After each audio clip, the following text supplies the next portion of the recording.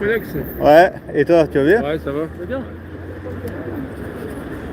Moi j'ai du mal à trouver au départ. Hein. J'ai Ah, tourné pas- en rond.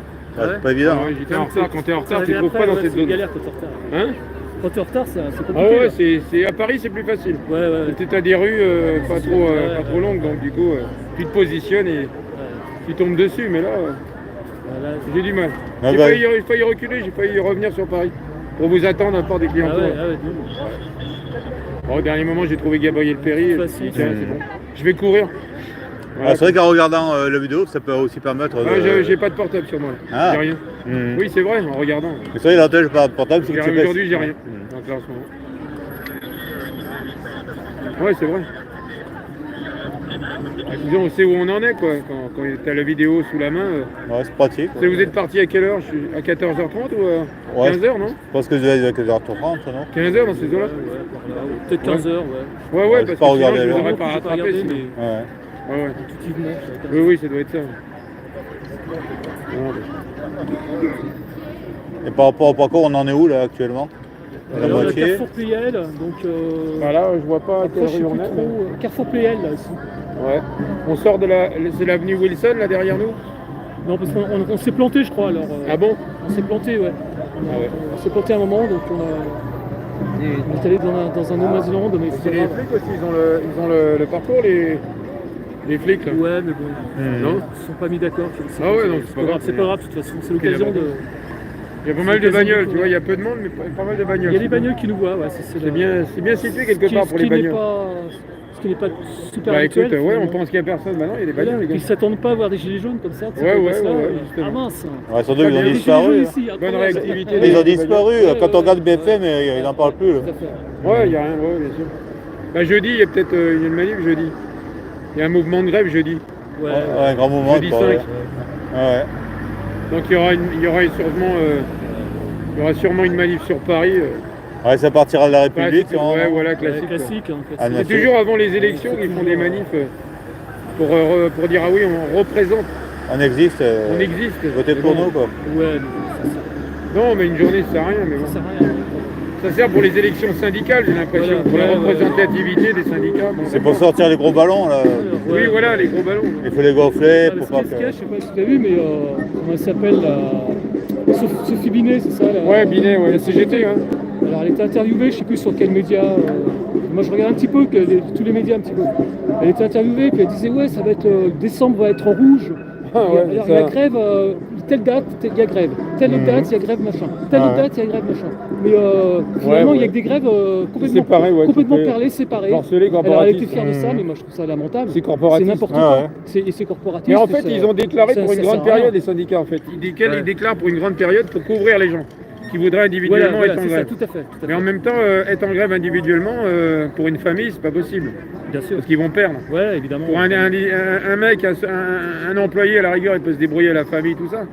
Mais quand il a une famille qui le soutient, mais sinon, s'il est tout seul avec la Ouais, femme, ouais, les enfants, si.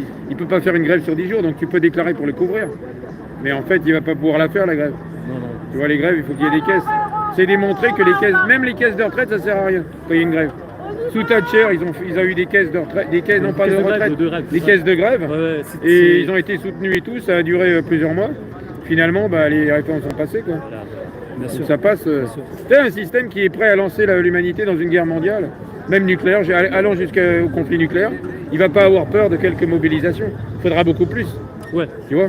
c'est sûr. Parce c'est qu'en sûr, c'est fait, vrai, c'est là, vrai. ils prépositionnent des troupes à l'Est, en Roumanie, partout, en vue peut-être d'une guerre conventionnelle mondiale. Ouais. Et après, européenne déjà, après mondiale.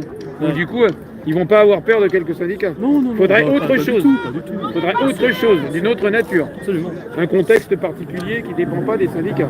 Et est-ce que Qui tu ne dépend même pas des populations. Donc, du coup, Et tu crois à l'intégrité des syndicats? hein? Tu crois à l'intégrité des syndicats? Non, mais moi Ouais. je dis que bon, moi je suis souvent les syndicats dans des. Mais je suis pas forcément, je me dis qu'il y a des limites. Dans le contexte actuel, le système est prêt à enclencher, comme je le dis, une troisième guerre, une quatrième guerre mondiale. La troisième, c'était la guerre froide. Donc un système qui est prêt à de telles extrémités, bon, il va pas trop avoir peur des mouvements sociaux. Bah, c'est Tu sûr vois, que... il y a comme une asymétrie. Et en même temps, bon, voilà, et en même temps, d'autant plus que les mouvements sociaux sont disloqués, ils sont corporatistes, ils sont divisés. Hein, et même dans les syndicats, il y a des hyper-divisions, syndicats plutôt de gauche, plutôt du centre, plutôt de droite. Les divisions politiques, on les retrouve dans les syndicats. Hein, des syndicats, la CNT, c'est plutôt ultra-gauche libertaire. Elle s'oppose à la CGT centralisatrice. Hein, c'est les vieilles divisions historiques à la gauche, entre les anarchistes et les communistes centralisateurs, avec un parti unique. Tu vois, donc du coup, tous ces gens-là s'entendent en certaines circonstances, mais sur le continuum, sur le long terme, ils sont incapables de construire un mouvement, un vrai mouvement sur le long terme.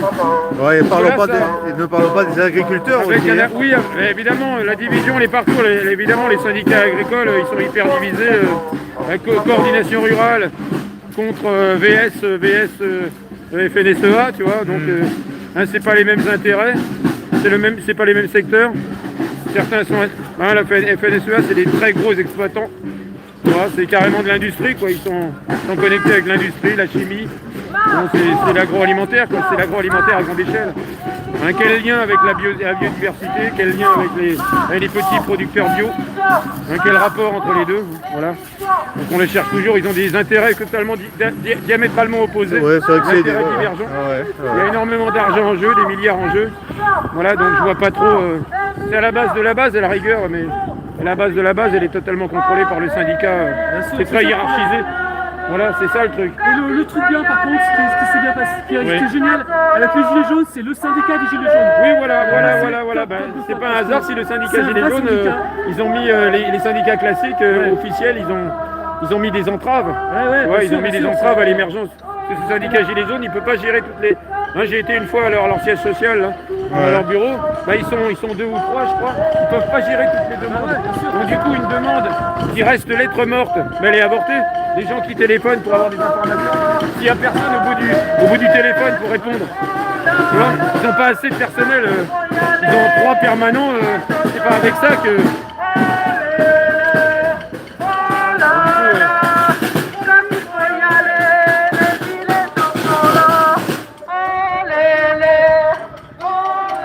Du coup, c'est pas avec 3 permanents que tu peux. Alors les gens, quand ils téléphonent à la permanence, s'ils n'ont pas de réponse au bout de quelques jours, eh bien ils donnent pas suite. Ils se disent ils vont voir un autre syndicat. Les autres syndicats, ils donnent des réponses directement, évidemment parce que ils ont des permanents nombreux. Donc ils peuvent traiter les dossiers rapidement. Ils sont au cerveau position de force pour négocier avec les Voilà, donc ils ont beaucoup de permanentes, mais ils veulent les garder. Donc du coup, évidemment, il y a un rapport de force. Voilà, c'est pour ça le syndicat Gilets jaunes ne peut pas émerger. Parce qu'il n'a pas assez de logistique, il n'a pas de. Ils sont combien 3 Pas suffisant ça. Voilà quoi. Même s'ils ont une bonne expérience, ils ne peuvent pas tout faire à 3.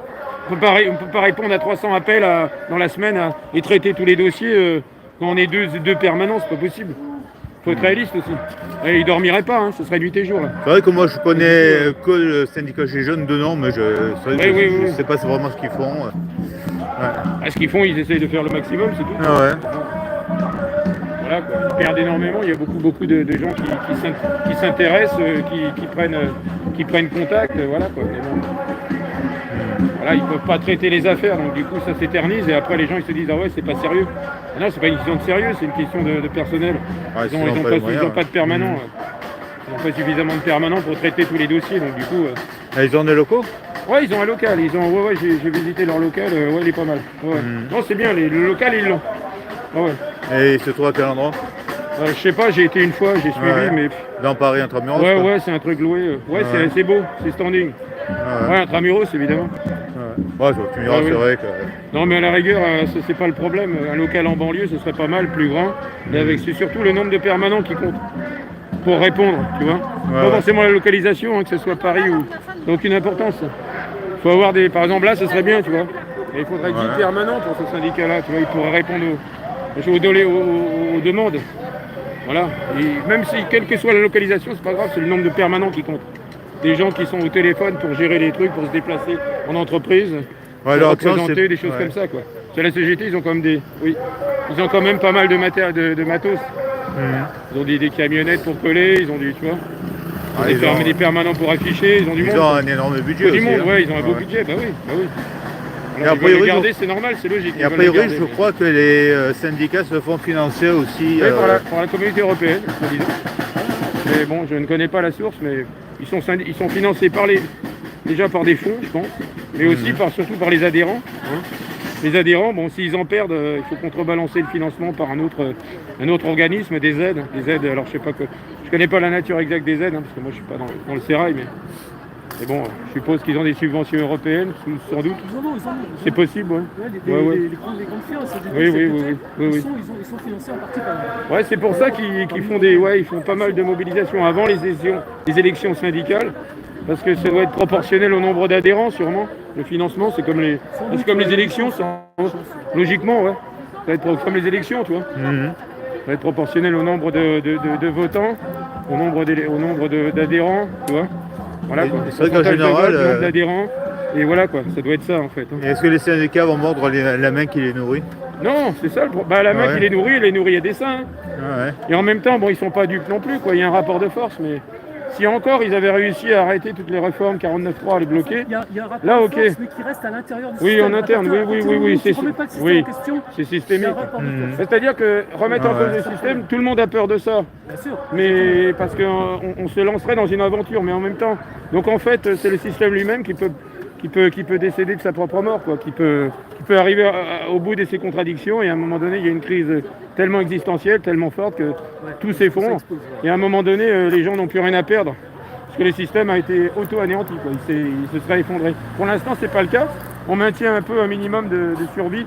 On maintient les gens dans ce pays.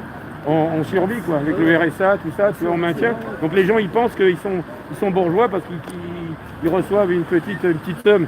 Ils veulent pas la perdre, ils se pensent privilégiés, tu vois. C'est souvent ça, parce que par rapport à d'autres pays où ils ont rien, tu vois, bon, du coup, que des coups de bâton des fois. Donc du coup, voilà quoi, ils se disent, ah c'est mieux. Bon, ok, mais tout est relatif. Hein. Ouais. C'est relatif, mais bon, c'est pour ça que les gens bougent pas. Moi, les grandes révolutions, c'est souvent quand les gens, ils avaient plus rien à perdre, en fait. Hein. Là, à la fin, la Révolution française, souvent la crise du pain, quand les ménagères n'avaient plus de pain à donner à leurs enfants, avec la famine, quoi. Tu vois, c'est souvent les 1848, tu vois. Une révolution, enfin une mini-révolution sur Paris. Bon, c'était encore les émeutes de la faim, quoi. Ils n'avaient plus rien à manger, il n'y avait plus de rémunération, il n'y avait pas de chômage à l'époque, tu vois. Bon, du coup, voilà, quoi, ils n'avaient aucun droit. Bon, quand ils n'ont rien à perdre, les gens, à un moment donné, bon, comme il y a en plus, il y a une structuration politique qui sert, ici, il y a des piédestals à cette contestation, tu vois. Elle n'existe plus, cette contestation politique de nos jours. Il n'y a plus de construction vraiment des gens qui portent une voix populaire forte, comme tout le monde est dans le système, plus ou moins. Donc du coup, à l'époque, il y avait une émergence de partis politiques. Ils n'étaient pas dans le système, parce qu'il n'y avait pas de système à l'époque. Ouais, c'est souvent des philosophes, Proudhon, qui portaient une voix populaire, des anarchistes totalement autogérés. Voilà, les anarchistes, ils étaient même des anarchistes de terrain, tu vois, les militants. Il n'y avait pas de structuration, tu vois, c'était une autonomie totale d'action. Donc du coup, oui, évidemment, c'est une conjonction de phénomènes. L'effondrement de l'armée française, l'encerclement de Paris, tu vois, les manigances entre l'armée, c'était le Kaiser à l'époque, qui gouvernait l'Allemagne, mais il y a eu une petite manigance entre la France, la bourgeoisie française et l'Allemagne pour arrêter le front et pour garder le statu quo. Parce que l'Allemagne ne voulait pas renverser, voulait surtout pas qu'il y ait une récidive de la Révolution française. Parce que ça aurait pu, même s'ils tenaient le terrain, ils n'avaient pas assez d'hommes pour tenir toute la France. Donc une grosse révolution en France, ça aurait eu un impact sur le prolétariat allemand. Donc du coup, tu vois, ils avaient sûrement des revendications à l'est du Rhin, tu vois. Donc en Allemagne, ils ne voulaient pas que ça fasse boule de neige. Donc du coup, ils se sont arrangés avec les autorités françaises locales pour briser un mouvement révolutionnaire avant qu'ils essaiment dans toute la France et qu'ils finissent par renverser l'Allemagne, en fait. Bon, du coup, c'est pour ça que la commune, elle est née comme ça. Hein. Elle est née comme ça. Elle a essayé de faire des petits... elle n'a pas réussi. Ils l'ont cantonné sur Paris. Ils l'ont brisé sur Paris. Parce que des micros, mais ils n'ont pas été connectés. Il n'y a pas eu de lame de fond. À l'époque, il n'y avait pas les... Voilà, donc l'Allemagne, elle a libéré tous les prisonniers français. Ils ont libérés pour qu'ils puissent, pour qu'ils puissent briser la commune. Voilà, il y a des grosses libérations, parce qu'il y avait eu des manœuvres à Sedan, ils avaient perdu à Sedan. Une grosse, ils avaient je sais pas combien peut-être des 2000, 3000 prisonniers, toi, même plus, hein, qu'ils ont libérés. Ils n'ont pas gardé, les ont libérés pour qu'ils puissent briser la commune, en fait. Ils avaient tenu à Belfort, hein, quand même. Oui, non, mais l'armée française, elle a peut-être pas démérité, mais à un moment donné, face à l'artillerie allemande, c'est souvent... Je pense que c'est une question d'artillerie, même à l'époque, tu vois. Ils ont labouré le terrain, et face à ça, face à ça, des hussards et des chevaux, qu'est-ce qu'ils vont faire? Déjà à l'époque, l'armée allemande, ils avaient tout misé sur... je pense qu'ils avaient misé sur l'artillerie lourde. La grosse Bertha déjà. Avec la grosse Bertha, ils pouvaient péter Paris, à l'époque, tu vois. Ouais. Au canon lourd, les gros qui des canons, là, je sais pas combien que ça pesait ce truc-là, mais peut-être 300 kilos, tu vois, un gros obus de 400 kilos. 300 kilos, imagine avec ça, ils peuvent péter Paris. Hein. À l'époque, il n'y avait rien, il n'y avait pas de drone, il n'y avait pas d'aviation. Hein. Donc du coup, il n'y avait rien qui pouvait arrêter ce genre de matériel. Les canons lourds, ils étaient prépositionnés autour de Paris, voilà, la guerre était perdue évidemment. Bon, il y avait des communards qui voulaient continuer la guerre. Bon, pourquoi pas, mais sans munitions, sans canons, sans artillerie, et sans éventuellement des troupes de province qui pouvaient monter parce que les lignes d'approvisionnement étaient coupées, ils étaient brisés, donc ils se seraient sacrifiés pour rien. Voilà, bon, c'est bien. Ils n'avaient aucune chance en fait. De toute façon, ils n'avaient aucune chance. Non, mais ils sont battus jusqu'au bout. Oh, ils n'avaient plus d'artillerie, l'intendance était brisée. Tu vois, ils n'avaient plus de munitions. Bon, qu'est-ce que tu vas faire avec des baïonnettes à moins d'avoir 10 millions de combattants, c'était pas le cas. Tu vois, donc voilà, quand tu gagnes une guerre à coup de baïonnettes avec 10 millions d'hommes. Mais ils n'avaient pas 10 millions, tu vois, à l'époque. L'armée française, elle avait été... c'est les mauvaises décisions à l'époque de... Comment il s'appelle? Les mauvaises décisions qui avaient été prises, l'engagement qui avait été fait de manière prématurée, là, c'était... Napoléon, c'était... le 3, Napoléon 3. Oui, voilà, c'est Napoléon 3. Voilà, donc il avait présumé de ses forces. Alors que bon... Oui, bon, et après, bon... Non, mais là, on va essayer de revenir à notre réalité contemporaine. Voilà, quoi. On maintient une braise, comme diraient certains liveurs, on maintient une braise. Voilà, en attendant que... en attendant la 4e guerre mondiale, peut-être. En attendant, ouais.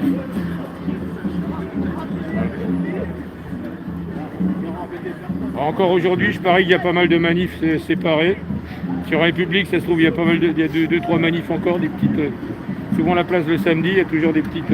soit des associations, soit des mini-manifs sur Paris, sur les thématiques variées, c'est pas ça qui manque. Hein. Voilà quoi. Non, samedi, toujours autour de la République, il y a toujours des manifs. J'ai jamais vu la République vide samedi.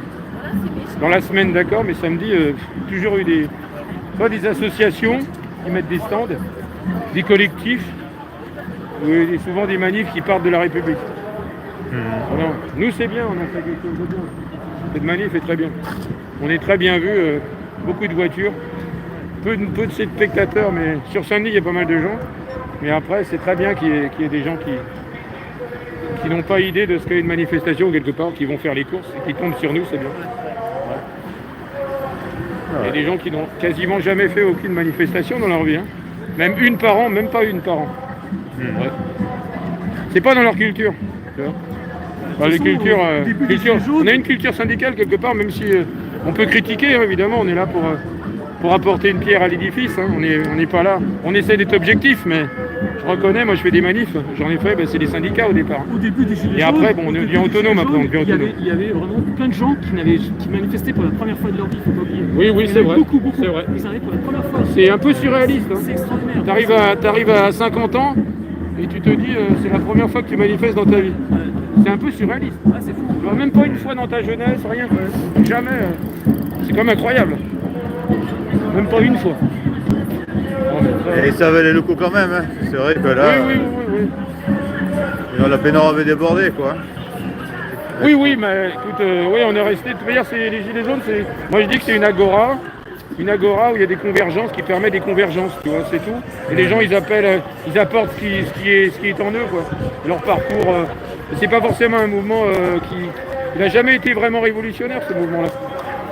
C'est un mouvement de convergence, c'est autre chose. Je dirais que c'est une sorte d'expérimentation sociale, sociétale, tu vois.